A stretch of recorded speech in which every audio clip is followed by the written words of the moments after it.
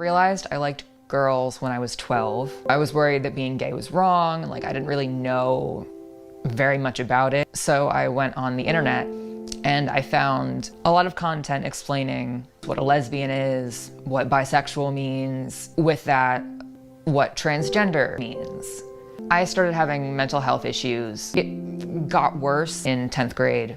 The majority of the people in my friend group were trans. I felt a little bit left out because I was the cis friend. Started going by Violet instead of Christina. I actually had one of my trans friends tell me that they thought it was weird that I was changing my name without identifying as trans. Lockdowns started right in the middle part of my junior year. I got cut off from in-person contact with all of my friends, and I had nothing to do. I started watching a lot more trans content. I was depressed, self-harming. I didn't want to be alive. I actually did buy a binder. There are a lot of guides, you know, how to find your size, how often to wear it.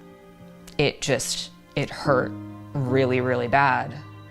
But I didn't want to go without it because I was kind of psychologically dependent on it, and I was seeing myself appearing to have the body I wanted made it really painful to take it off. The pain did not stop.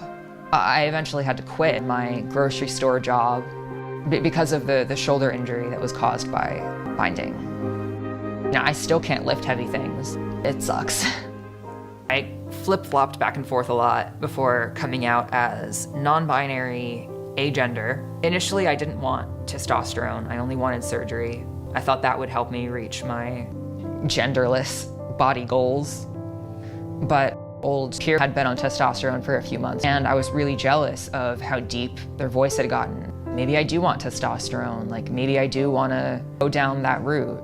I had heard online about Planned Parenthood, which will just give you hormones if you want them and doesn't do any kind of gatekeeping. So I showed up 3 weeks after I had turned 18. I sat there for a few minutes waiting for the doctor to come in, and she actually wasn't a doctor, she was a nurse practitioner. She sat down with me and went over the informed consent. There was alternatives listed: testosterone, surgery, or nothing. And I didn't want to stay like that, depressed and not wanting to be alive. I was prescribed testosterone the day of the appointment. She talked about some of the risks with me in a very kind of nonchalant way. There was a conversation about fertility, about how you can still get pregnant if you're taking testosterone. Immediately after that, she pivoted into testosterone may completely take away your ability to get pregnant.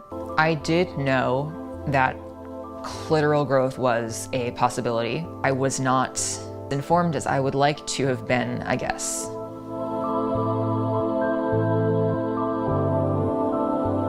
My parents, they kind of felt like they didn't have that much say because as soon as I was 18, I could just walk into Planned Parenthood and get hormones.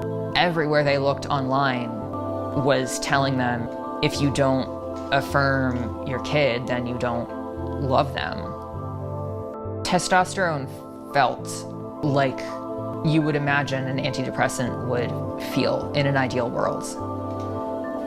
It was a massive placebo effect. I was experiencing these changes that were making